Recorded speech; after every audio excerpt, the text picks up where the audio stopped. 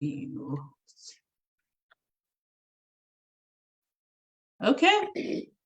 Sai, you're up. Okay. Good whatever your time zone is. That's good morning, good afternoon. Some it's even night already. Thanks for being here. My name is Saya. My other name is Jackson. I am a transitions coach. What in its simplest way is I just help you build the new maps you need to navigate your new stages in life. So normally I introduce the talks, and the normal way is give a story, give historical context, talk about some of the issues. But today it's going to be different. Reason is this. There are times in conversations you end up realizing, wait a minute, we are sharing words, same words, but different dictionaries. And so we are going on and on and on. And the reason we are not reaching convergence is you're using a totally different dictionary. And today's top word, today we're looking at shame, is potentially one word like that. What it means we can all be using the same word, but meaning very different things, and we can move very differently. So for the African parent, they can be using the word shame, while what they're interpreting in their head is motivation or correction or discipline. Yet for the Gen Z, they're using the word shame, and what they're interpreting is being put down, being downtrodden. For the expressive individualist, they can use the word shame, and what they're really meaning is anything that denies them the opportunity to live and express their desires, because they believe their desire is their identity. And maybe for the person who is more spiritually or biblically inclined, for that matter, they can use the word shame to mean the sense of blushing or being feeling bad about your actions that are out of sync with God's will. So today we speak on our word, where we at times just basically will share the word, but we need to begin by first probably aligning on the dictionary. And this is going to be important because talk to the abused girl, and she will tell you she wishes her abuser had a sense of shame. Talk to the victimized population, where their resources have been mishandled by the political class, and how they wish that their politician or their leaders would have had some sense of shame. Talk to the church that is reeling under the weight of religious heretics, and you'd hear a lot of them using that word, how they wish that the people who are, in their view, apostatizing would have experienced or expressed a bit more of shame. So yes, it's interesting depending with which side of the divide you come. I'm speaking right now domiciled in the West, and this is a very different sort of culture. While I come originally from Africa, and in Africa, we are what we call a shame and honor culture. And again, why we need to align on the dictionary before we can even go quicker is the African will vehemently feel the removal of shame is to deprecate their culture, or at least an integral part of their culture. They'll wave to you all the immoral things that have happened in the West as an indication of what happens when shame is lost from the culture. But dictionaries and semantics aside, we need to dig deeper on the question of shame. We need to, after aligning on a definition about it, begin to realize why is it that we use, leverage, and at times even overuse this tool? And should it even function within our lives? What's the underside of it? What's the upside of it? And we need to have just a genuine conversation about shame. But like I've said, for today, we need to begin at the beginning point, which is to first make sure we're using the same dictionary. And then from there, we can go to the same encyclopedia. Over to you in studio. Or should I say, shame on you. Back to you, Paul. Why are you shaming me? Okay. So let's start with Joanne, because now you'll be our first dictionary entry. What is shame from your walks of life? And introduce yourself again to us, and then tell us what shame is. So good morning. Can you hear me okay? Yes. All right. My name is Joanne Mwangi. I am Kenyan by birth and by origin. I live in Atlanta, Georgia. I am a life coach focusing on emotional intelligence, inner child healing, and boundaries. What is shame? I will not use a definition that is mine. I will use Dr. Brené Brown's definition because she is the shame researcher. So she defines shame as an intensely painful feeling or experience of believing that we are flawed and therefore unworthy of love and belonging. Something we've experienced, done, or failed to do make us unworthy of connection. So basically, it is the feeling that I am wrong, like my existence is wrong, not that I did something wrong. That is the definition of shame from her perspective. And because there's so many different ways that we can deconstruct shame, as Saya said, I'll leave it at that. Okay, Paul, thank God we don't have to tell Saya to put on his hat today. So what is shame from your part? Saya, I'm so sorry. This is the shame on you part. What is shame from your perspective? And you can introduce yourself to us. Oh, sure. My name is Paul Mugane, and I, as I said earlier, I live in San Diego. I was also born in Kenya. Grew up there. Left when I was, at that time, I thought I was mature and old. But now I have lived out here longer than I lived in Kenya. I'm a chaplain in a hospital in San Diego. There's a healthcare system called SHAP Healthcare System, and I work in one of the hospitals as a staff chaplain. And for me, actually, I'm exactly with Joanne. That the one person who addresses vulnerability and shame and things like that, that we have right now, that is absolutely the go-to person is Brené Brown. And so I function out of Brené Brown's definitions because they're so apropos. I mean, they're right on. And so just to add on to what Joanne said, Brené Brown distinguishes, shame and guilt.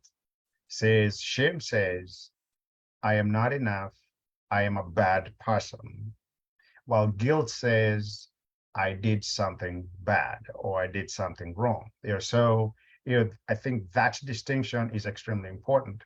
And then she goes on to add on to that for shame to thrive, it needs to be surrounded by fear, blame, and disconnection. So when we are thinking about shame, even if the definition is sort of amorphous a little bit, I think if we come back to, does these lead one into fear, disconnection, and blame, then we are addressing shame. But if someone, if I have done something wrong or something bad, and I distinguish that, oh, I am so sorry and I regret doing this, obviously that is guilt, because we are functioning in a very different way. And then she also adds on, what is the antidote for shame, and the antidote for shame, she says, is empathy. So and empathy includes, courage, compassion, and connection.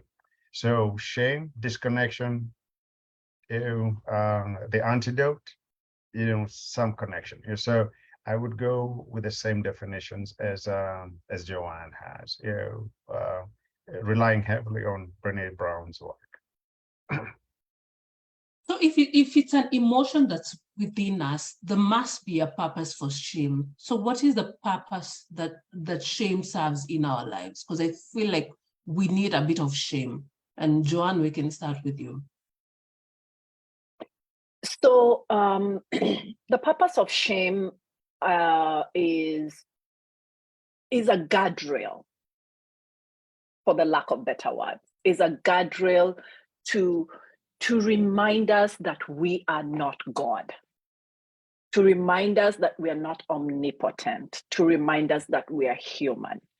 So there is healthy shame and there is toxic shame, right?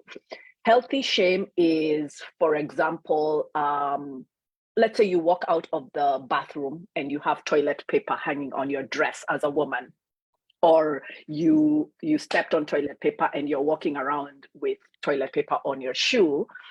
When somebody says, hey, you have toilet paper hanging, or you have spinach in your teeth, that feeling, that hot feeling that you feel in your body is healthy shame. It's something that just alerts you that, oh, I'm human.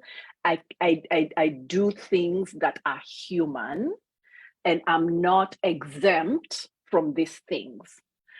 Toxic shame, on the flip side, is the inherent feeling that something is wrong with me and I am unlovable. I cannot be accepted.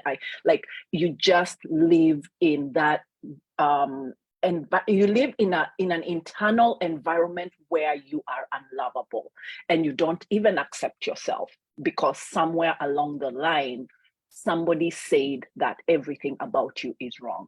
And it typically starts in childhood, because we are told what is wrong with you, or shame on you, or you're a bad child. And you take that as a personality and you own it as your I amness. That's what I call it, I amness, right?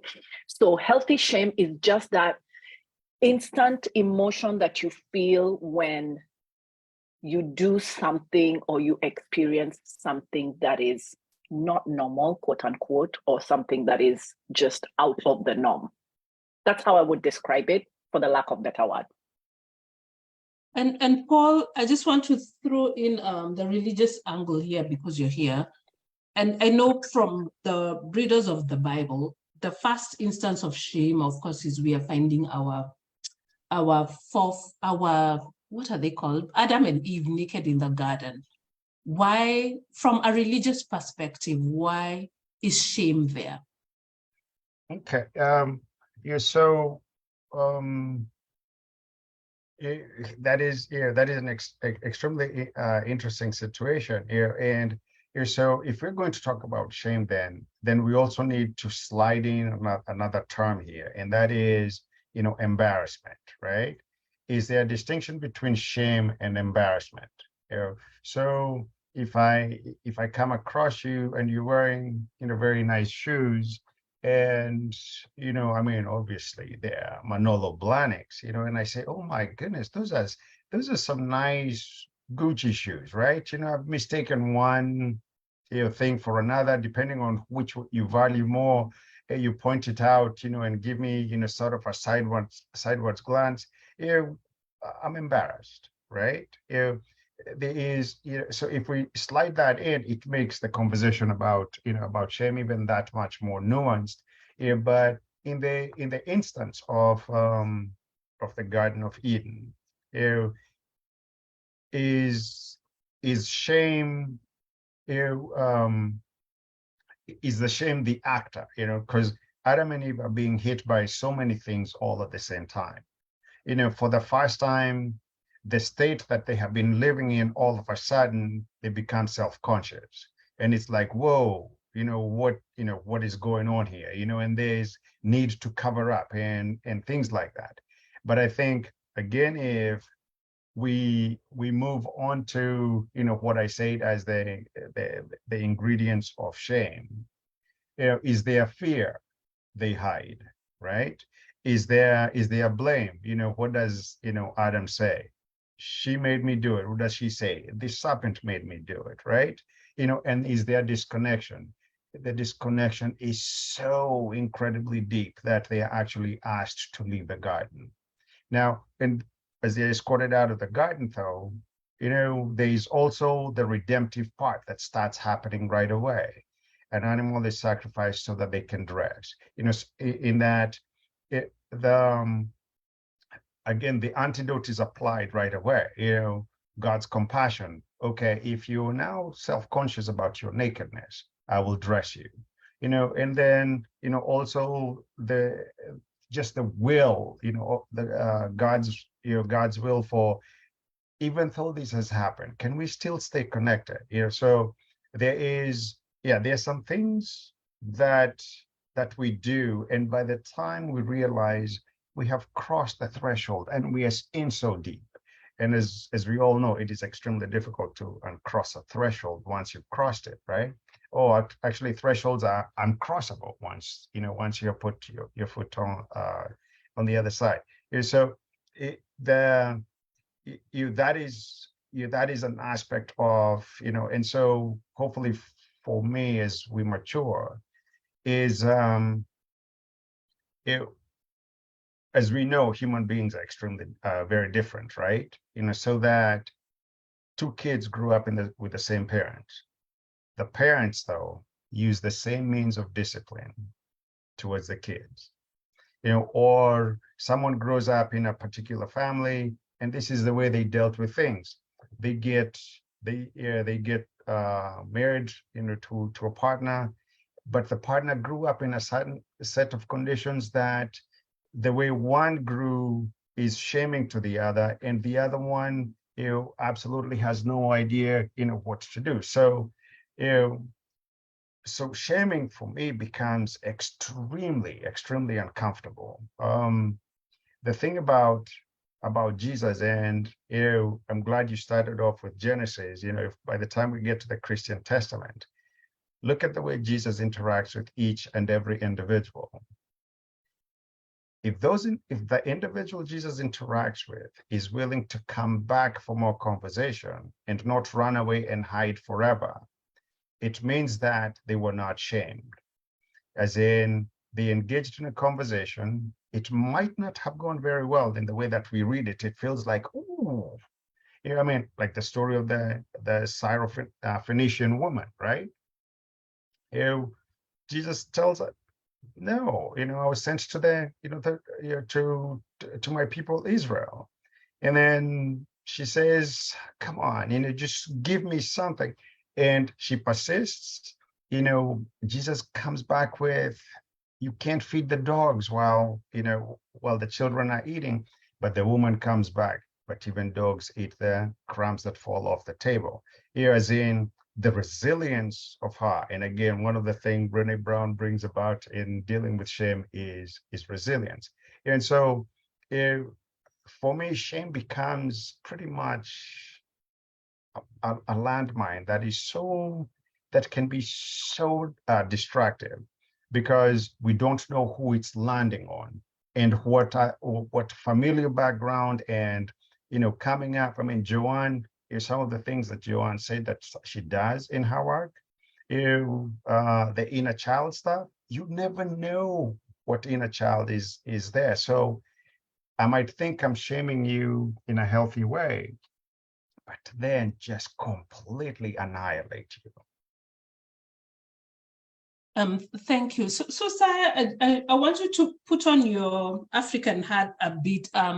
And I just want to because we've broached the subject of family dynamics and shame. So what happens? Why do some families and some religions end up doing, you know, the so-called honor killings? Is this a way we always dealt with shame? Does that question make sense, Siam?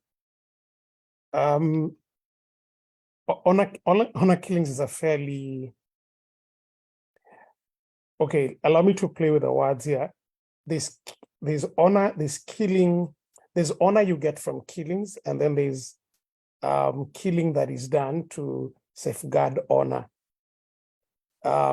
So there's one variant which is revenge oriented, which has been there across as long as human beings have existed, whether you read it in the Bible, which is based in an Eastern culture, when you read Japanese or Chinese stories, there's a lot of revenge when people's honor was violated. One story that pops out is how Levi and Simon in the Bible killed the inhabitants of Shechem in revenge for the honor they felt they had lost because their sister Dinah had been raped.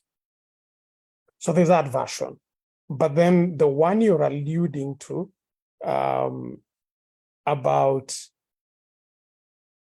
when faith is disputed or a family's name is at risk and people go ahead to kill, it's at least within the African setting, it isn't, killing was not disowning, being chased away from the community, being sent away, very common. Just anecdotal thing is when you go to Kenya, the sugar belt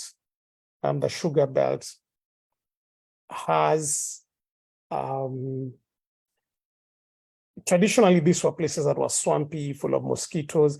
They were undesirable, the olden days. So what would happen is a lot of people who are sent or chased away from their communities would find themselves in those sugar belt regions. And when you just go begin mapping out violence and what we generally consider weird behavior, if you go to the sugar hotspots, the Muhoronis and places like that, you find very queer behaviors. And when you begin looking at it backwards, it's because this became like the equivalent of how the British used Australia as a banishment zone. So in traditional Africa, we didn't, when a son, a daughter, a cousin, a nephew did something we thought was wrong, killing was not the first normal thing.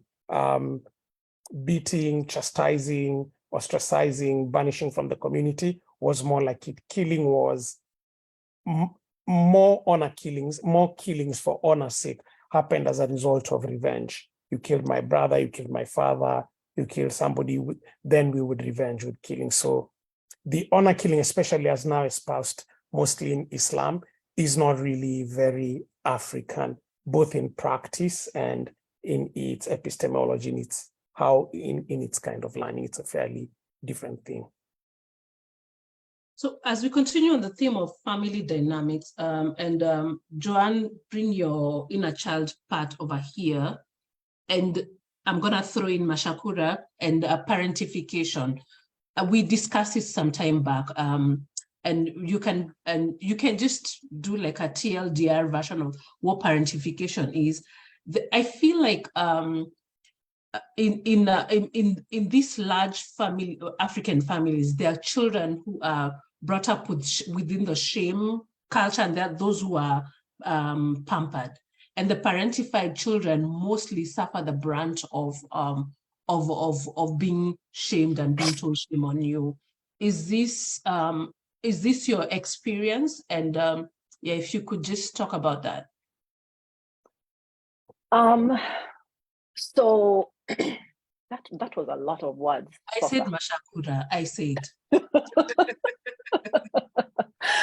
Anyway, I'm going to say from an inner child perspective, every child in the family experiences a different parent. If you're 9 of you in a family, every one of you had a different mother and a different father. So we cannot assume that the mother I had is the same mother my brother had. Because as human beings, we evolve, our circumstances change, our environments change, our hormones as women change. So whoever I experienced as a firstborn child of my mother is not necessarily the same person my brother, who is the lastborn, experienced. Now, in terms of parentification, I don't know how to connect it to shame. I do know, however, that children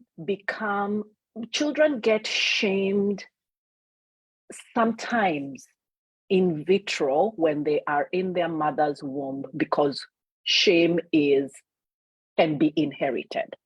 So a mother's shame can be inherited by the child. Children from age 0 to 7 record everything that is happening around them and within them, and they internalize it, and they do not have the discernment to say, let's say, for example, if mom is having a hard day, or she had a hard day at work and she came and said something that is unkind at home, a child does not know how to discern that as this is an adult having a hard day.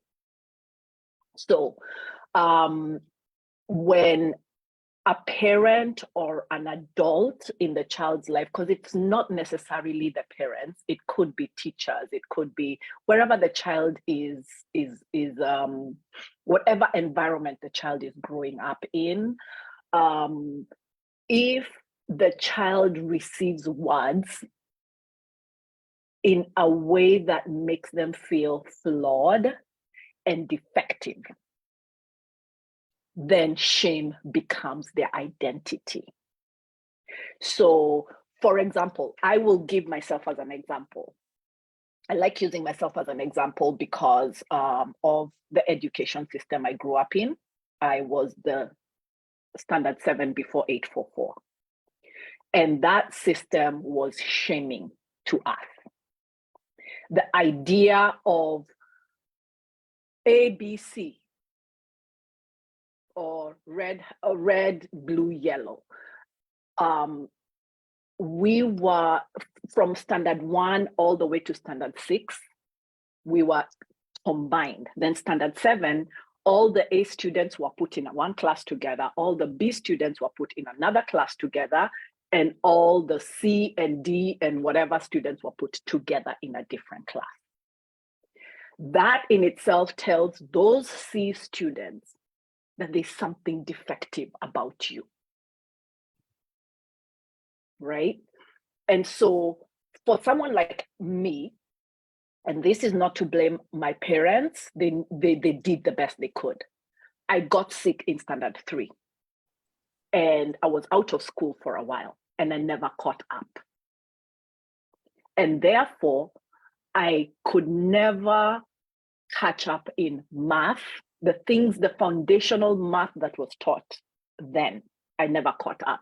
So I failed math, not because I wasn't smart, but because I never caught up. And when grades are put on the outside of the door of a class for the entire school to see, or for anybody, you could be walking outside the school and just decide, let me go see what's happening there. That tells you as the child that you're defective, that you're a failure, that there's nothing good about you, because most of us were celebrated for passing and chastised for failing, quote unquote, failing. So your identity was based on, are you doing well in school? And if you're not doing well in school, you will hear about it over and over and over and over. In the home, that parentification, if, for example, I'm the firstborn, and then I have a sister and a brother, I'm responsible for them when their parents are not there or when there are no other adults. If something happens to that child, it becomes my responsibility. I get punished for whatever happened to that child. That becomes my identity, and it becomes my shame that I can never do anything good because when the parents come home, they do not look at, okay, the house did not burn, people are still alive, maybe the child has a scrape, they fell, but that's okay. Everybody is still safe and alive. They focus and zero in on, why did this child have a scrape? And therefore, you as the firstborn, your identity revolves around all the things that you do wrong versus the things that you do right. And therefore, your identity is shame-based. Another thing that Africans tend to do, and I'm going to speak from the context of Africans because that's our experience. When a child does something wrong, the parents tend to tell other people in the family what the child did wrong. So, for example, I did something wrong in January. I don't see my grandparents until April. But the first thing that my grandparents say is, oh, I heard you did blah, blah, blah. And that becomes the story of your existence. And that is the shame that we carry, the shame that becomes our identity, and the inner voice that is forever criticizing us. Whereby even when you do something amazing, you still have that inner critic in you, questioning whether you did it well enough or whether it was good enough, because internally you have internalized the fact that there is something innately wrong with you. So I'll stop there. I hope I answered your question in a long around the way. Yes, and it's my mashakura works. So in the same breath, and I want to rope in two stories, and please don't age me from what I'm quoting. In the book, Things Fall Apart, Okonkwo dies by suicide because he's ashamed of his son. And in the novel and the movie, The Da Vinci Code, we see the guy who's an albino who keeps whipping himself because he's trying to flagellate himself to please God. And this is directed towards you, Paul, because we've all sinned and fallen short of God's glory. Does that keep us in a permanent wheel of just being shamed, praying for us to please our Maker? Oh my goodness, you raised such an interesting aspect of how how we practice our faith, and so so here's the thing, let me just tilt back a little bit to Brené Brown. When she talks about a shame web, she talks about that the shame web essentially is being bombarded by things like how you should be, and what influences how you see things as, oh, this is how I should be. So I read books and I'm attracted to a certain character that it may be, that is what I would like to be, but it's not you. The marketing we are bombarded with, the teachers. When Joanne was sharing that story in Standard 1, when I went to Standard 1 in a place called Kipipiri, I could not believe it. After the first term, it was like Parents' Day as well. And so each teacher would, pretty much swagger into the middle of the field. The parents are sitting all around and would call the students by the position of the academic achievement. And the number one would stand first, number two behind them. So you can imagine, for me, a little, pipsqueak, I was like 9 in the first term. I was mortified. I was like, what? And so the goal becomes what? To make my parents proud, I have to be in the front. Yeah, so essentially, saying what emphasizing what Joanne was saying. But so the shame web is how you should be, who you should be, and what you should be. And religion plays a part in the what you should be. The faith community. How do we come to understand our faith? You see, one of the reasons why we're in the Protestant movement, obviously, is Martin Luther, right? Martin Luther is teaching at a university. I think takes a year to teach the book of Romans, a year to teach the book of Galatians, if I remember correctly. If I am wrong, please correct it on your own.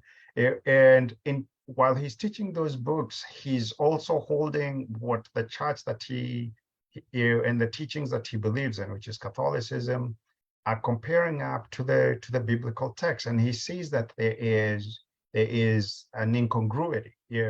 And if you remember, Martin Luther was one of those guys who had done the self-flagellation thing of walking on his knees, towards a certain point, hoping that by the time he got there, because he had done all these penance, that he would feel, so much better, only to say, I didn't feel anyway. So again, going back to some of the things that Joanne works with, that inner child and the way that inner child has been attended to as they go through to adulthood. It's some of us, when we hear of the faith, we're told, accept Jesus Christ and you're saved. And a person says, oh, absolutely, I am good, I accept it, and they're fine. Another person hears that and he says, whoa, let's talk about, so you're saying God is good, okay? And if God is good, why is this happening over here? Why is this happening over there? And they take off in a questioning direction. Not that they're trying to get away from faith. It's just that the way they attend to that, to that whole notion. And the church has done a number on us on this one. And this is the issue of personal sin. And this need to confess and to repent and so there's some people whose personalities do not let them, set them free.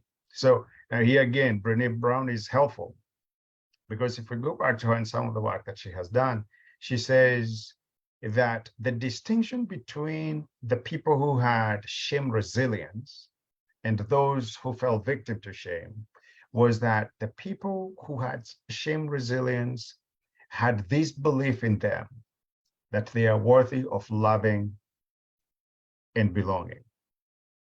So as somebody is growing up, as a child is growing up, if the message communicated over and over again until they internalize it is that, you're bad, you're not worthy of loving, you know what, in fact, you sort of feel, like the example Joanne gave, if my grandparents, if I see them, which should be a joyous occasion, because grandma and grandpa, come on, they are such a good, version of my parents, it's a much better version of parents, right? But you see them and the first thing you hit is with that, it's like a circle is drawn and you're outside of it, continuously. And what you internalize as you go, and you swear never, ever to speak about it, disconnection, is, I'm not good.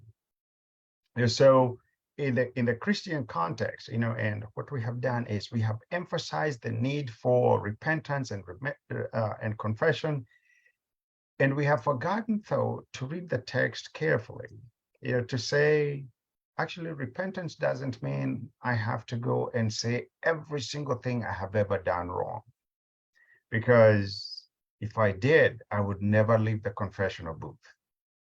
And that repentance is essentially a change in orientation, as in, I'm not going this way anymore, I'm going to go this way, and that is enough. But if we still have not internalized what and believed what God says, that I will not leave you or abandon you, I'm a God who will forgive you, there is absolute, if I demand for you to forgive each other 7 times, 7 times, 70 times, right? God is also saying, I'm willing to do that. So you do not have to worry about those things. So it comes down to, And most of our conversation has been how, shame comes from externally, right? There is no more severe judgment that we place upon ourselves than the one that comes from ourselves. So if I read that God is loving and God is forgiving, but I'm thinking God only loves those who are better or those who are good or those who are perfect. And since I am not perfect, then what do? I try to seek perfection by some form of self-flagellation. People stay up all night, praying. And I'm not saying there's anything wrong with having, overnight vigils, in prayer. Or somebody denies themselves some kind of thing that they think is a pleasure because they want to, somebody fasts, over and over again, not because they're fasting because it's a prayer season, but they are fasting because they're doing penance for something, And so you hold two things together that shouldn't go together. That God is forgiving, but the way you are acting, or God is loving, the way you're acting, it's as though God is not forgiving and God is not loving. And so you end up in that place over and over again. It is not until it settles in. And again, here's where the community of faith comes in as well. And the community of faith is a dangerous double-edged sword, because it is the one that can completely destroy us in the things that it can say to us. But I also want to hold this other perspective as well, which was brought to the forefront of my mind by the president of our seminary, where he was giving us a talk one day, and he said, but don't forget that when the church breaks you into 1,000 pieces, the one person who comes and starts binding you together, that is also the church. So this is the double-edged force. It cuts, but it also can cauterize as at the same time. It can also be a healing place. And so the need to find places where belonging is extremely valued. And everyone, not inclusion, everyone who comes here can feel that there is a sense of belonging. And one of the first things that we have to start with is the image of God, or is the God that we are preaching and telling our children about, is this a God who is even remotely attractive? Not to make God attractive so that we can, our children can, or the people around us can learn, but as in, is this the real God who we find in the scriptures? Somehow, somewhere, we manage to get this punitive God, who does these things. Then we start feeling there is absolutely nothing I can do for God, for God to love me. But yes, there's the component of the external shame, but even more so is how deeply seated the internal judgment is. And we just keep on, sinking farther and farther away. I think for me, probably in my work in the church, my father was a minister, so I grew up in the church, and then somehow, some way, trying to dodge this path as much as I could, I found myself in it. So many of the conversations that have completely blown my mind is especially the issue of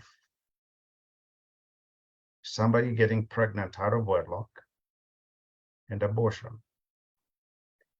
On any given day, if people would be honest, and in a church on a Sabbath morning, and they were honest about how many people have had an abortion, how many people have had an out of wedlock pregnancy, we probably would be surprised. But it was something that was taken care of. And when I've spoken to a lot of these people, the answer is that I can't live with that. It's always, my parents will kill me. So by extension, the image of God that we have first comes to us through our parents. So if my dad was really nice and was really good and compassionate and supportive and all the things that I would expect in a dad, praying to God as Father is, it just comes naturally, right? If my parents will kill me, what will God do? And so we descend into the abyss of fear and of disconnection.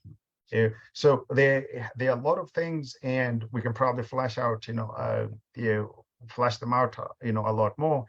But just that is a primer, to say, there are lots of things going. But if we can get down to this piece where somebody can shift their thinking into, I am worthy of love and I am worthy of belonging, I think we can sort of start taking off towards the right direction in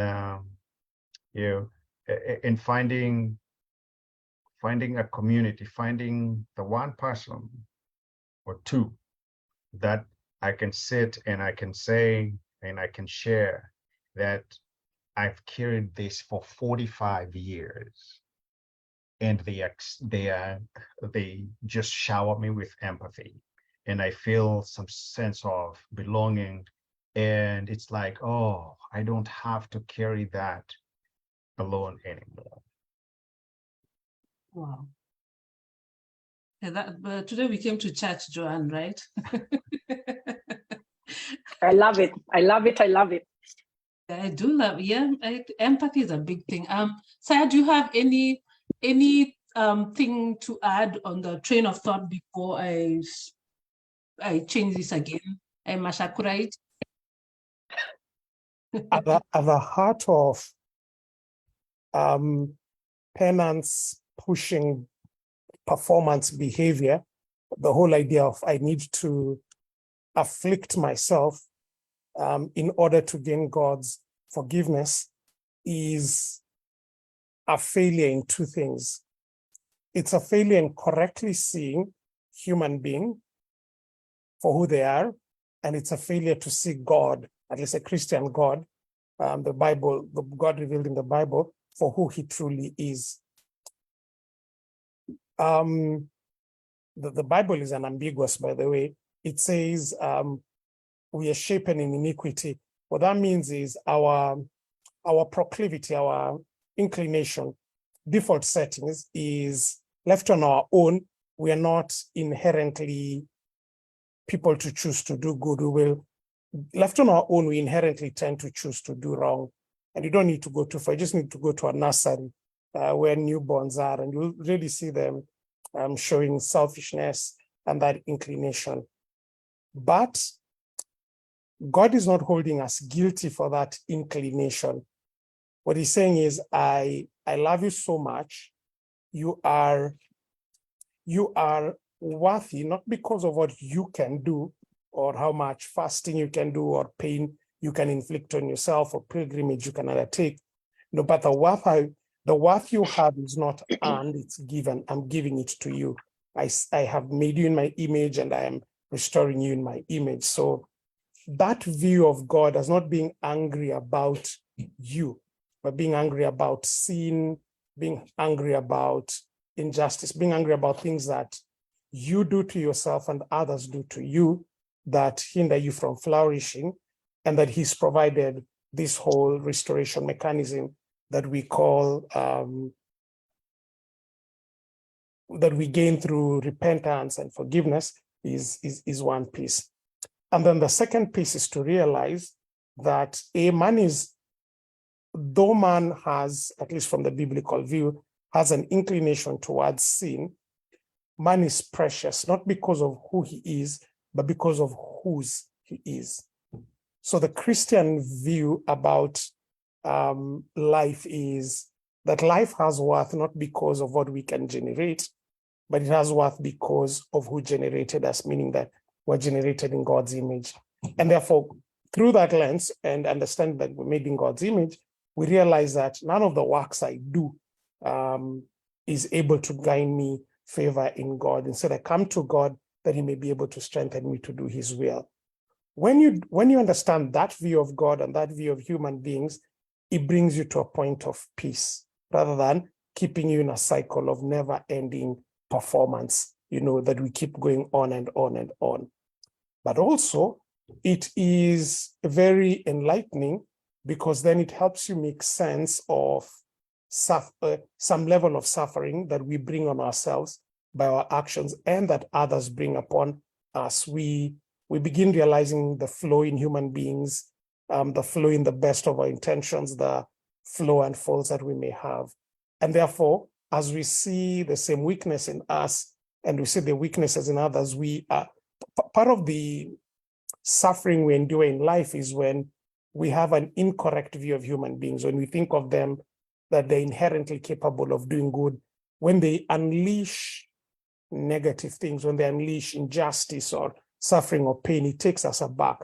But through the proper view of the Bible, when you begin realizing human beings are actually inherently very capable of unleashing a lot of negative stuff, you included, being part of that, it helps you appreciate the borders of reality. So every other thing that Percy has said, Paul has said, kudos. I just thought those particular other morsels I've added came to mind as he spoke and as I was listening to your question, Paul. Okay. So we've talked about shame. So Joanne, are there different, I know you've touched on toxic shame. What are the other types of shame? Or is shame just one thing? I have no idea. I'm just going to be honest. I just know shame as shame. Okay. Paul, do you know any of the types of shame, or we move Do we to have? something? Yeah. Do we have types of shame? In that when we started off, I think that's why I say, for me, shame is just one of those things that should be in its own category. And especially when we come to understand it, I hope it can act as a self-corrective pre-action, even before you make the action. So before I say something, before I do something, before I engage in something, is to ask myself, is this a corrective, or am I imposing somebody in a lifetime prison? So I know in the past, and like all of you have said, our parents thought that sometimes applying shame was helpful or corrective. And now there's some people who something like that, hits them, and it's like, they just don't know me. I'm better than that. There's some people who just have sort of that resilience, is naturally occurring, but there are those of us, and I would include myself in this category, who you will never know that you hurt me. Mm-hmm. But I am so sensitive that I will feel hurt. And therefore, what do? I just take a step back and then slowly take another one back, and then slowly, until I disappear from the one who has hurt me. They might not know that that's what they did, because again, some of the things that we're talking about happen so easily. A commercial on TV that says this is what I should look like, or a commercial on TV that shows me someone with abs that look like they were sculpted by Michelangelo. And then, so I'm going to the gym, and I believe they're in there somewhere. They're just underneath a few layers. And I'm thinking, I'm starting to live up to, I don't think they mean to shame me, but it's an industry. Wellness is a multi-billion-dollar industry. So they're trying to make money, but in the way that they do, in the way they market what a man is to me, ends up injuring me. So carefulness, attentiveness, but most of all, building communities that say, if you come here, you will belong, and we will do everything to make sure that you feel worthy of being loved and belonging. But I think that the hardest thing, and I don't know if Joanne, you would want to touch on this. I think the hardest thing is that place, because you obviously work with individuals, is the place where a person can hear something, but it doesn't sink in. You're worthy of love, Paul. You're worthy of belonging. You are loved. And I'm like, I know. And then I go back, I just recoil back into, yeah, they're just saying that. Because I have 40, 50 years of arriving to this place, and my community we've just met for 5 minutes, are those 5 minutes going to undo the 50 years of, I don't know if you have a way of how you start chipping at that armor of. Yeah. And thanks for bringing that up. And Portia, I'm Yeah. sorry, I asked a question. I'm supposed to be No, it's responding. this is the easiest forum on earth. I can just sit back and sip chai. Oh, You can ask it. Yeah. So I do, yes, I really like that you asked that question, because in the work that I do, and I mentioned earlier, age 0 to 7, around their aim, how a child is loved, accepted, attached, and seen and understood makes a whole world of a difference in how they see themselves as an adult. That age is the template for who we are as adults, unconsciously. We record that. We record all the words. We record the actions. We record the words. We internalize them, and they become the I am. Like in the Bible, there is the I am. So whenever I'm talking to people, they say, I am anxious. Mm-hmm. I am bad. I am. Not I feel, not I experience. It is I am. And when you say I am, that is your entire being. And chipping that out of you to create something new is very difficult. And it becomes difficult because when you've internalized that and it's been told to you over and over and over, you are. And sometimes we do what is called acting in, which is self-harm with words and actions, right? We call ourselves, we say, oh, I'm such an idiot. I'm such an idiot. Oh, I'm so stupid. What we do when we say those words out loud in environments, we're giving the people around us permission to treat us like we are stupid and like we are idiots. Or are we preemptively acting, so that instead of them doing it, now I'm doing it, or what do you think? That too, because it's a coping mechanism. It's a coping mechanism whereby we have said, because my mother called me stupid all the time, because my father called me worthless all the time, I will just call myself that in advance so that nobody has to even question my abilities. They already know, like I'm announcing I'm worthless and I'm stupid, so don't expect excellence from me, right?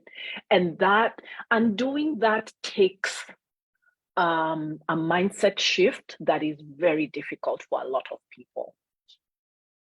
It is easy for some people because if you, in that age 0 to 7, I like Oprah Winfrey is a very good example of a person who grew up in a very toxic family environment, but went to a very healthy education environment where teachers saw her excellence, encouraged her excellence, encouraged her being. And therefore, she was able to accomplish things that she would not have accomplished. Unfortunately, for some children, there are those who have that environment at home that beats down at them, chips off at them, and then they go to school and the school does the same. And then you go to church and you're told you're going straight to hell because you're a demon, right? You're the demon's child. And therefore, everywhere you go, there's nothing good about you that is being seen. And so if you have 40, 50, 60 years of that, you don't even have the ability to say, I am good inside, no matter what. I don't care what anybody says. I am beautiful.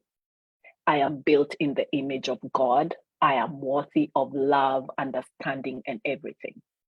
And unfortunately, for most of us, we also have the same people who harmed us and hurt us in our families.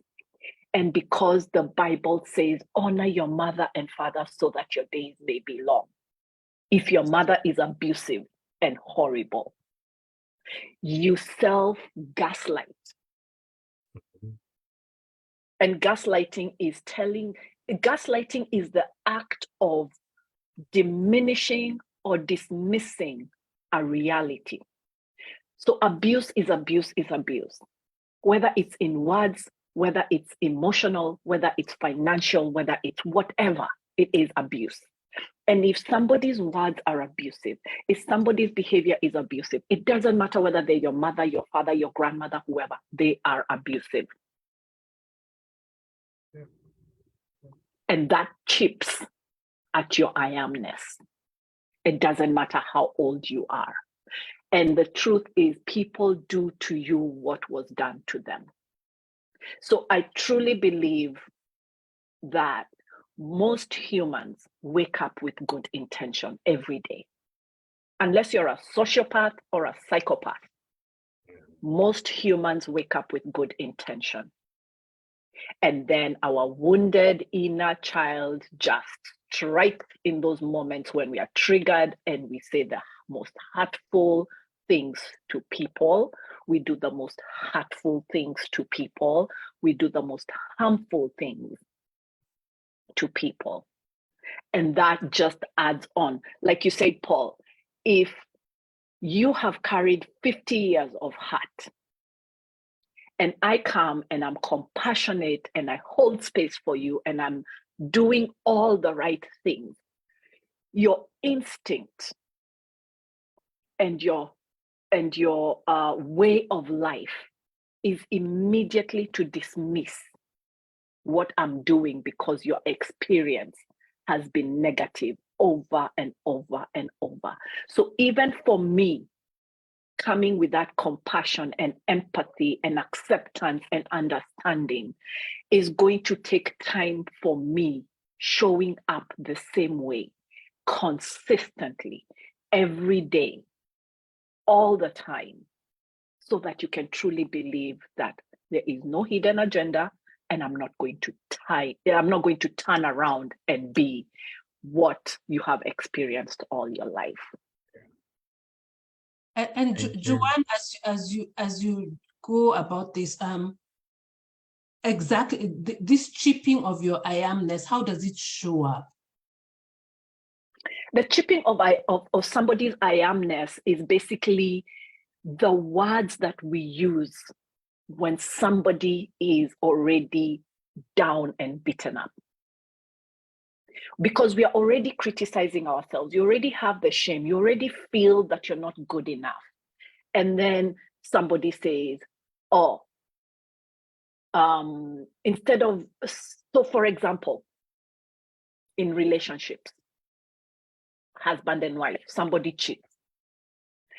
I have a really hard time believing that the cheater does not feel guilt and shame for their actions. Whatever the circumstance, there is guilt and shame that follows the action, right? There's probably guilt and shame that is followed by the thought before it becomes the action.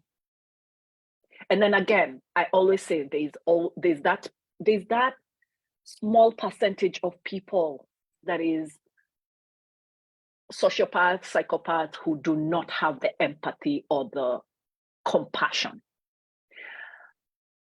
But when somebody does something that is out of character, how they are met by the other person, regardless of the hurt, regardless of the harm, also chips at the I amness. Because if I say I am sorry, I will never do that again, I feel bad already. and I'm truthfully apologizing without making excuses. Because there's a true apology, and then there's a bad apology, where if I hurt your feelings, I'm sorry. There's no ifs and buts to apologies. Apologies must be followed by change of behavior, and they must be followed by actions that show that you're truly apologetic, right? And that may be different for each person. Each person needs to be loved differently. Each person's template of love is very different.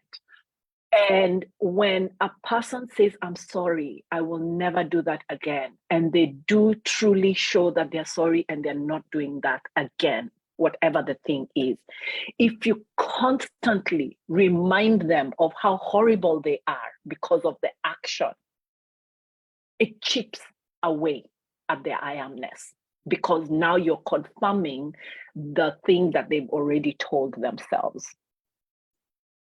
And is it one of the reasons why people get addicted to stuff, substances or processes? Of course. And it starts in childhood, right? If you are told you're stupid from kindergarten because you didn't know how to write your A's in a straight line, then every time you do something wrong, somebody tells you you're stupid, or you're not good enough, or whatever the words that I use that you internalize as a child that make you not good enough. Every time somebody or someone says something that reminds you of that moment, that triggers that moment when you were a child where you did not feel good enough, it chips away at you. And you have to be able to say to yourself, I know I am not what this person thinks. I know I am better than what this person thinks. But it's a very, very hard thing. And unfortunately, this is the reason why we have people dying by suicide, because there is a hopelessness to bringing back that I amness. And that I amness is a wholesome, loving, human experience, regardless of the little bad things or big bad things that you do.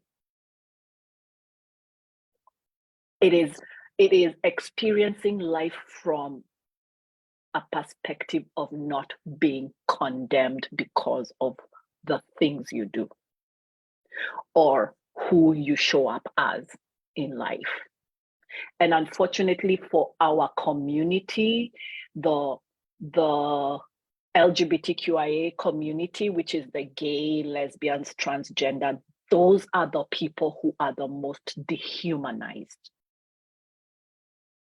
We have no compassion. We have no empathy. We judge them. We judge them and we condemn them. And we condemn their existence. And we never ask ourselves as Christians, what would Jesus do? And to add to that point, I think if you look at any movement of struggle that has ever been, the church has always been a refuge and a supporter, at least in people who understood Christianity well. So the anti-slave movement, right? The women's suffrage movement, the civil rights issues, the church was always the place that one could find refuge. But in the LGBTQ plus community, the church is actually the most severe, towards disenfranchising them. And of course, as recently as possible, one of the more famous Adventist evangelists, Mark Finley, went out there and pretty much laid it all, telling us what our church should be. And again, Mark Finley, or the president of the General Conference, does not tell me how to be a follower of Christ. See, and the thing about it is, I am a follower of Christ first. Mm-hmm. I'm a Christian. I'm an Adventist. My Adventist identity is, I grew up speaking Kikuyu. Someone grew up speaking Luya. Somebody else grew up speaking Luo. Or it's Adventist is the language that I speak when I think about, when I think about God, when I talk about my beliefs about God. And so, and it's okay for someone to disagree, that, hey, but what about these texts? What about these texts? Well, let's do some work on that, and let us really seriously take a look at those texts and things like that. But at core, what we get from Jesus is this. This is a human being. Compassion for the individual comes first. It is not what they do. It is not, where they come from. It is none of those things, and so have you ever read the Gospels? And, we always talk about the 12 disciples.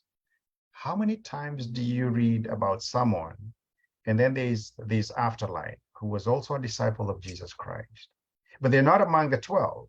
You read about somebody else who was also a disciple of Jesus Christ, women included.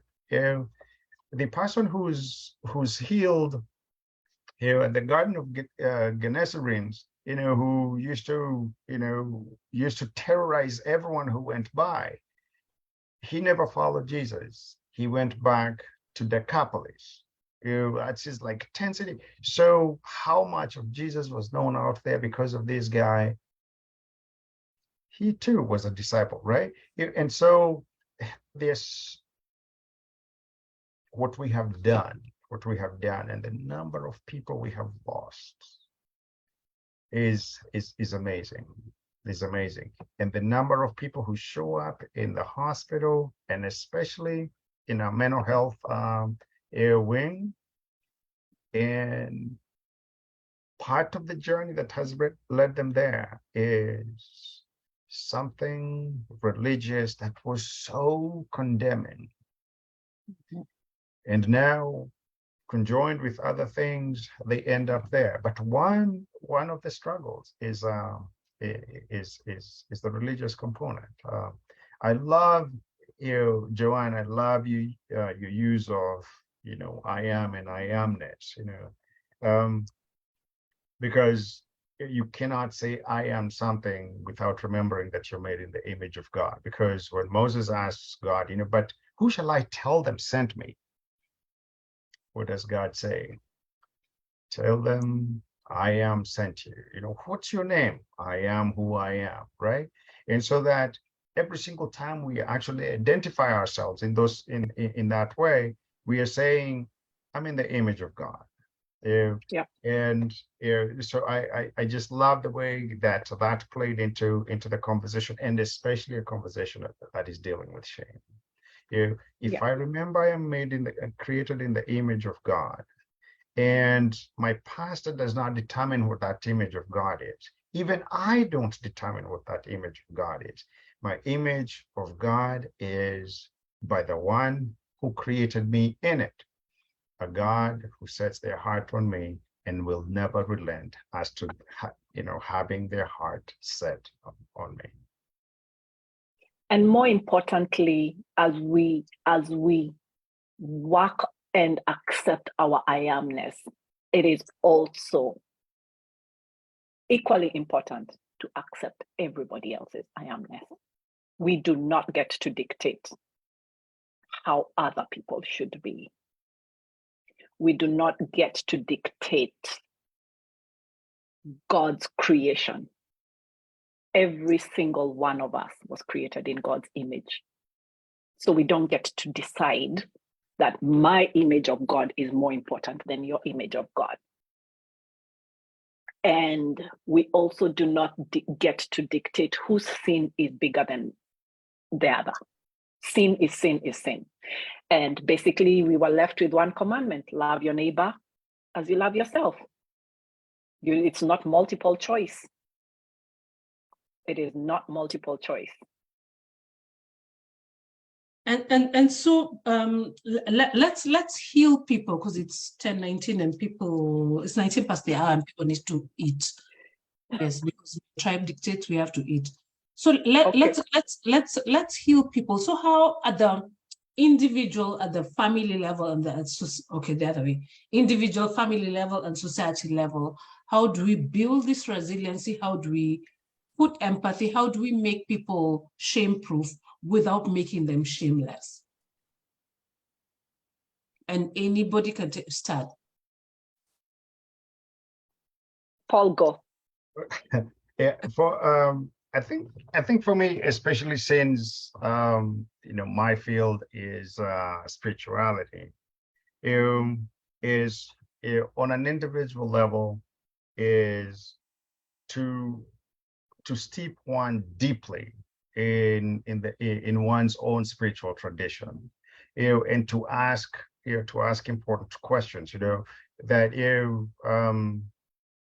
the William Augustus Jones was a pastor. I do believe he was in Brooklyn, New York, for a long time, and he wrote a book, and he said something that for me is extremely important, and that is my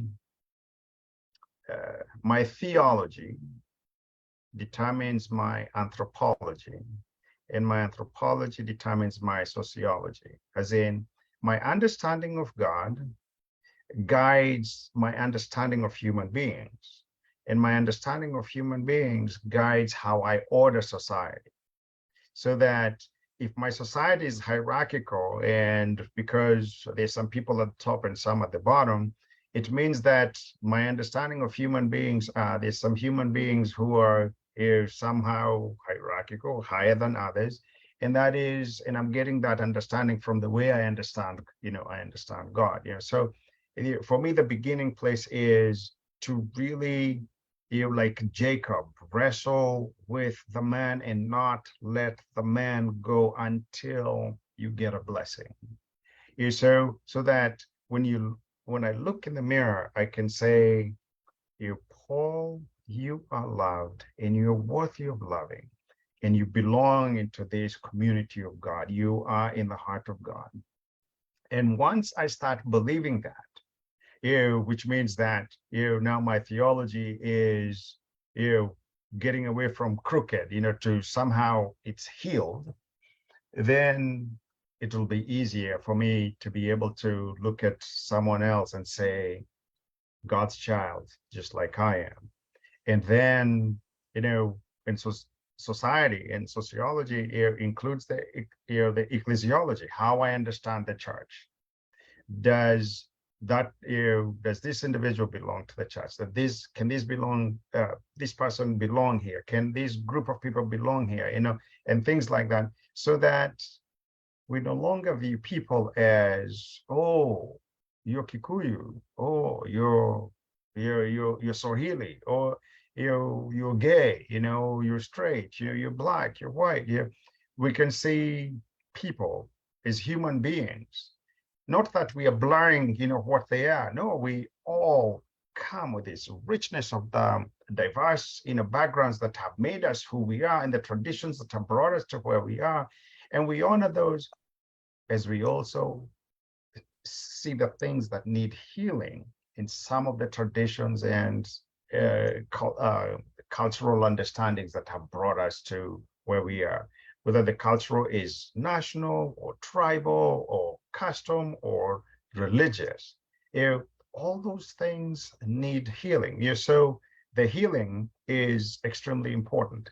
But beginning with a person, I have to really come to the place where I believe that what God says about us is true.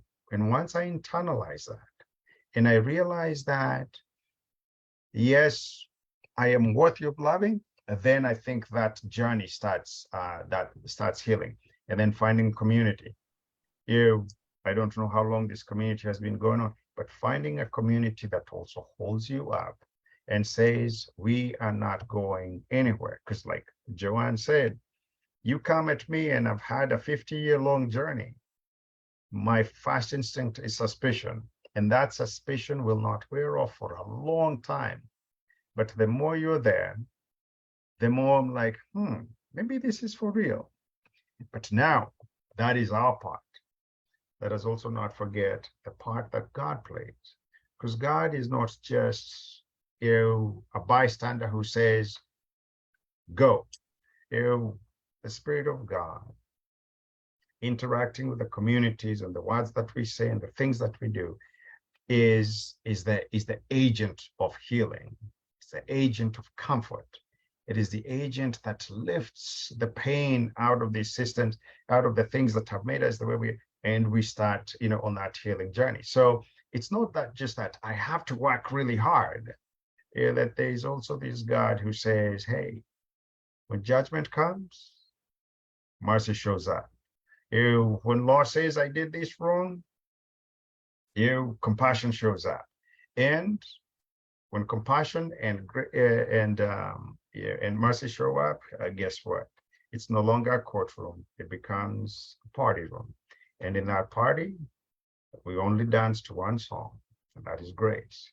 If I can internalize that, if I can come to have that, in my bones, I think shame starts eroding, and I start living, a fuller life where I am not guided, I am not bullied, I am not imprisoned by shame. I live in a community where I'm connected, that there's compassion, and we can tell our stories courageously, because I know that I can say it to this individual, and they will accept me, and they will say, let's talk about that, and I'm met with empathy. That's my way of dancing around your question as an answer. That was a good dance. Joanne, do you want to do Lipala, the dance? That's a hard one to follow, but which one? What's this? I said that's a hard one to follow, like that dance. But what I will say is I'm just going to piggyback on what he said. Secrecy is the petri dish for shame, basically.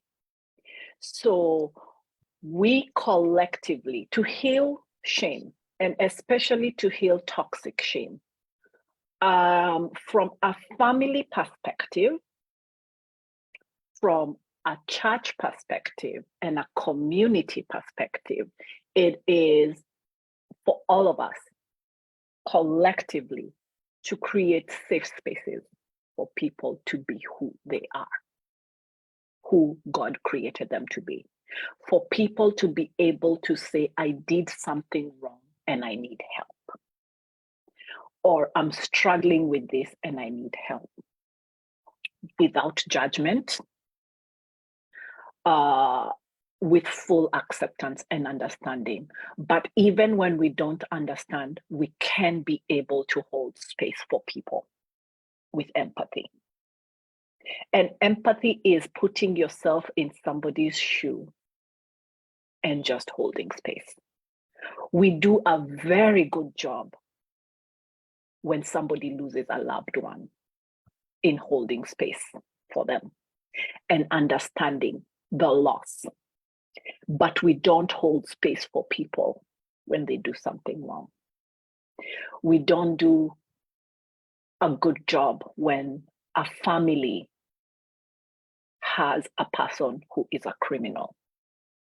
We don't do a good job when a family has an autistic child. We don't do a good job when a family has a disabled person.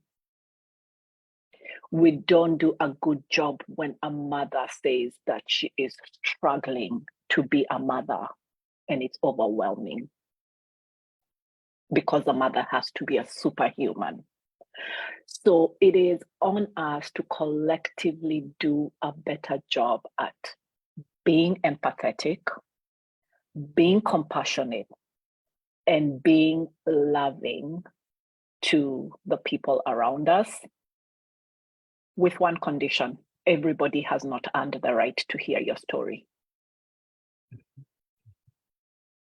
everybody has not earned the right to hear your story. So do not go putting your story on Facebook, because you invite the keyboard warriors. You invite the triggered people who are going to attack you, right?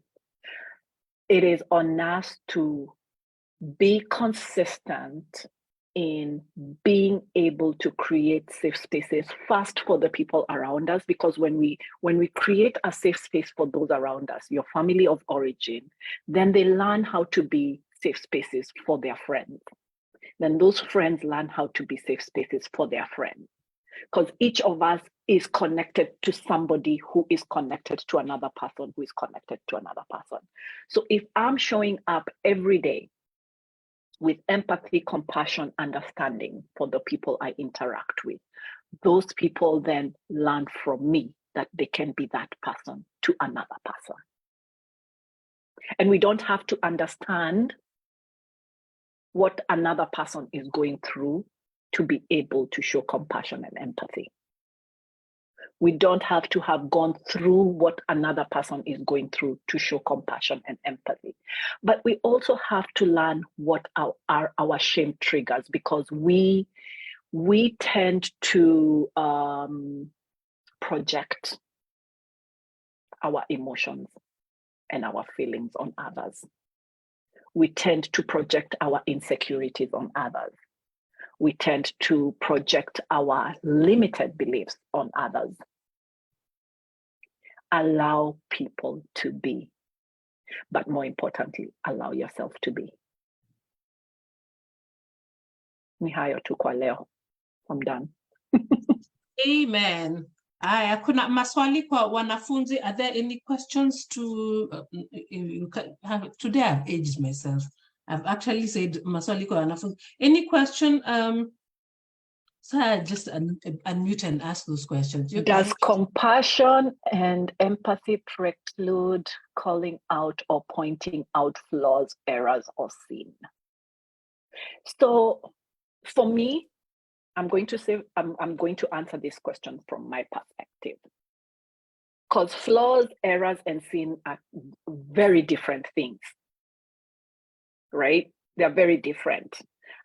A sin, I guess, from a biblical perspective is a sin, right? But a flaw, say, I don't know, what I may consider a flaw may not be what Paul considers a flaw, may not be what you consider a flaw. So when I think the calling out or pointing out any of these things, I would question the intention behind it.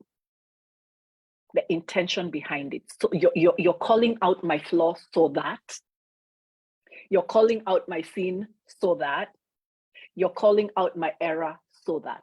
There is correction, there is punishment, there is shaming. If you're telling me, hey, Joanne, you did this way, I think a better way to do it is this way, with love and guidance and all the things. Well, yeah, call it out, point it out.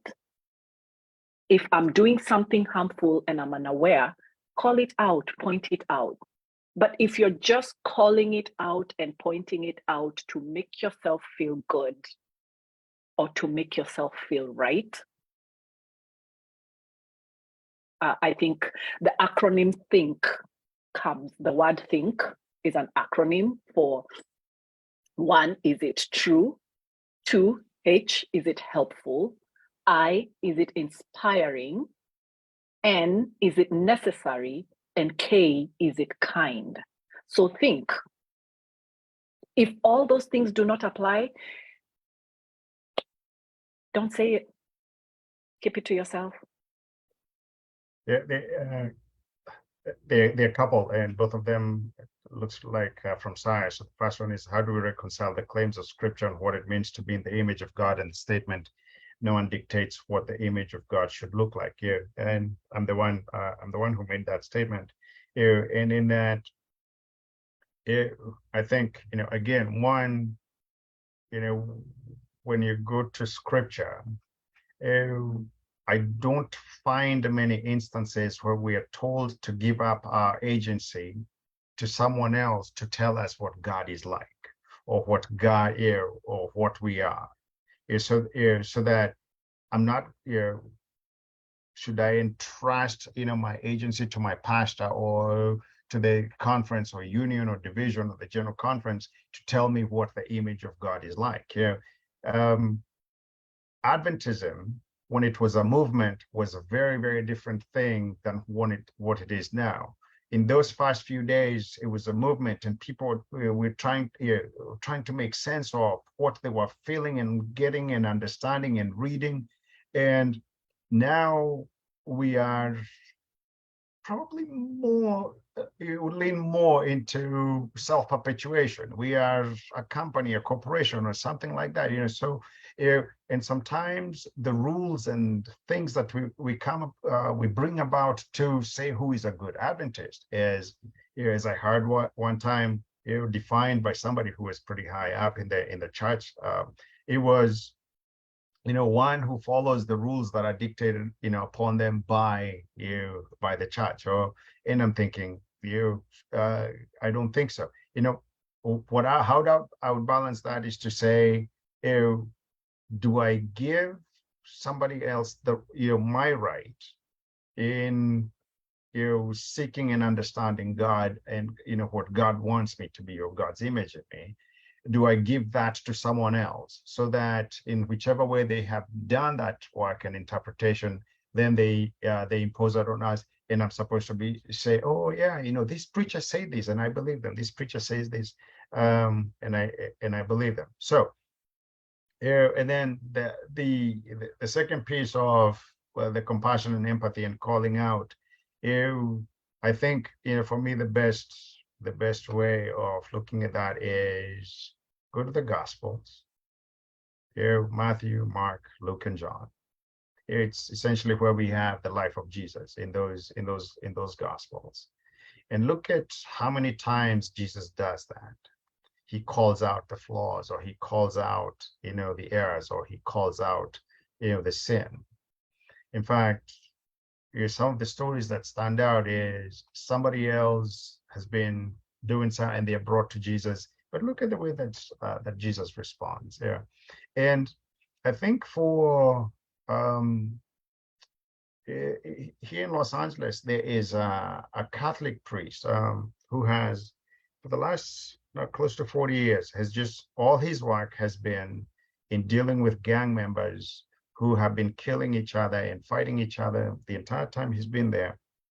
And what he did was he created this place, a school and some industry where these guys come and they learn to work together and they make peace with one another and they coexist. His name is Father Greg Bora. And when it comes to pointing out the bad things that they have done, nobody knows that better than they do. He says that what has worked has been just a few things: gentleness, tenderness, and never, ever giving up on anyone. Yes, sometimes somebody will come there blitzed out of their mind and he will tell them, son, I love you so much, but I cannot let you be here today because you're not in the right condition. However, I will help you get the help that you need to get off of that stuff because I want you back here. And almost always, just never giving up, tenderness and kindness and gentleness, he has been able to do incredibly beautiful work. You can look him up, and there's lots of stories that he tells, and he's on YouTube. But again, for me, it's the Jesus example. When do I see him calling these things out in a way? Because the moment that you tell me I have done something wrong, straight away I get stiff-necked and stiff-backed, as in it's defense mode. But there's also, I have also seen, for example, I used to be a teacher. And one day a student of mine said something to the effect of, I don't know what's wrong with Mr. Mugane today. It must be that time of the month. The whole class, heard it, right? Now remember, I'm teaching junior high. as a teacher, you quickly realize that the moment you get into it with a student, even if you win, you have lost, because it's like, oh, she got him, right? So I heard it. I knew everybody heard it because there was a gasp in the class. Ew. And so I just went next to where the student was and I said, I don't know what kind of pain you're in, but I'm here. To this day, that student says, I am one of the best teachers that she's ever had. Whenever she writes something, she always, like we'll say, and Mr. Mugane, who taught me how to do this and this. But it was because I could have kicked her out of class. I could have told her to go. I could have told them to suspend, but instead, the shift. I'm like, I have no idea what kind of pain you're in, but I'm here. So I do believe, yes, we have, I have gone so long, and there's some other things, also going on. But Posa, I am so grateful to be invited into this forum. It's just that mine was 7 a.m. I heard somebody saying it's 9 something. Yeah, mine was 7 a.m. I'm so sorry. The people of Washington time. Oh, yeah, Pauline. I'm sorry.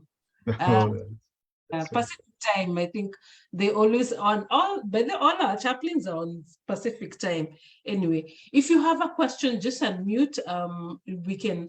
You can ask the question, and then I don't think today we'll have the behind the scenes because I have to leave. But if you have a question, just ask it. And the panelists, is there anything I left out? Joanne and Paul? So somebody had asked about how we shield ourselves from internalizing the shame that others inflict on us, especially when we have done a mistake and have already realized probably and are probably beating up on ourselves already. My answer, and I'm sorry for all caps. I didn't mean to do that. I always tell the people I coach, ask yourself, what is truth and fact? What is truth and fact about yourself, about that moment, about whatever it is you're experiencing? And only you know your truth and fact. That I amness that I keep talking about is the wonderfulness or the awesomeness we were born with. Every child is born with that, and we know it. And that's why in toddlerhood, we start resisting what other people are telling us to do. I always use myself as an example. For example, in my awesomeness, I will never eat ugali. I don't care what you lace it with. I'm never going to eat it, ever, right? And so that is something I refused to eat from when I was a child. And my parents honored that. So when you look at little children, and the Bible tells us to be childlike, that authenticity lies in a child. When they tell you they don't like something, they don't like it. When they say they like something, they absolutely like it. And their body language tells you. So inviting yourself to go back to being childlike and being able to speak up for yourself, even if your voice shakes. Yes, I did something bad, but I am not bad. Yes, I did something wrong, but I am not wrong. Yes, I did something unlovable, but I am lovable. Because people who need love ask for love in the most unloving ways. Like Paul said, that child who threw those words at him in the class was looking for love, understanding, and compassion. And how we respond to those people who show up unlovingly in our lives will dictate how they move forward. If you react, they react. If you respond, they respond. There's a big difference. What Paul did with that child was he responded. He did not react. Reacting is punishing, calling names, and all the things because you're triggered. So being able to understand yourself and understand your body and what it's telling you in the moment is super important in how we respond to people, places, and things. So that's what I can say for that. Where do we find any of the coaches? I did not get the intro. Yeah, okay. Posa hiyo ni yako. Brenda is asking where to find us and all that. You're on mute. You muted, Posa. Joanne, I think you can share your where to be found. Paul, I don't think you coach people, you're chaplaining away, right? Yeah, I'm strictly work in the hospital. Every once in a while, though, in whichever community I'm in, since they know I'm a chaplain, sometimes people will seek me out. If you want, I can put my my email there, and then if you want to get a hold of me, just if you sent an email to me and you want a conversation, just remind me that we first met here, and then so that I can have a context. But yeah, I'll put my because I do enjoy these conversations, and I do love seeing movement and and growth. So that's my email. You can just get a hold of me, and would love to keep on the conversation going. Okay. Yeah, and I have posted my website and my social media handles over there. Yeah, that's where you can find me. Okay, and all the conversations usually are uploaded on our YouTube channel, so it's there, and we also have a Facebook page. Sarah does that spiel at the end. I think we're done. Good job. Oh, thank you. Good job. Yeah. It was a pleasure serving with you, Pastor Paul Mugane. Oh, Joanne, mine likewise. Thank you so much. Yeah, it was good. How we were able to be in the same flow, in the same stream, in the same direction. So thank you, Posa. Yes. Thank you. I'm gonna tell Bat you thank you again. Absolutely. Yeah, he's a dear friend. When you see him, yeah, please say hello for me. Give him my love. Yeah. I will. I'll send him this recording. Saya, tufungie mkutano. Okay, so thanks everyone. Thanks for making it here. Thank you, Paul. Thank you, Jean, for contributing to the discussion. I hope we've become better edified and we have a better A dictionary and B toolkit to handle the question of shame within and through our lives. So thank you for the panelists for sharing your expertise. On the 22nd, that's today is the 7th, no, today's so the week after you in Guinea, the next one, we're going to be talking about autism. It's a spectrum and challenges associated with it, how to give care. There seems to be either an increase in awareness or an increase in the cases of autism. So if you know somebody caring for an individual with autism or somebody who is giving support or living with autism, this might be a good session. And if you're just curious to learn more and how you can be able to be a better communicator and be able to support better, this would make an excellent chance for you to be around for this. How can you support? One is for the experts we've brought. When you reach out for their services, please pay them. They give the free version here. Please make sure you engage them and please pay them. So make sure you, if you're reaching to Joanne for her services, make sure you do pay and support her. And the same for Paul. Secondly, is you can like, share, subscribe, comment, suggest, all of those things, please, to this topic, or suggest on any other future topic or moderator you'd like for future topics. And you can do this through our various social media handles. There's a YouTube channel dedicated for these talks. It's called Authentic Dialogues. So please just go over to YouTube and look for Authentic Dialogues. And you can be able to follow us on Instagram and TikTok. It's One Sarah Jackson, and on on Facebook, it's Authentic Dialogues with Sarah Jackson. Your participation in any of those ways goes a long way to support this work we're trying to do. So we look forward to your topics, your comments, your likes, your shares, your subscribes, your follows. They're all useful. Finally, thanks for Posa leading the moderation. We appreciate as much. And yeah, today, unfortunately, we'll not have the behind the scenes, which normally happens offline after the main streaming because of time constraints.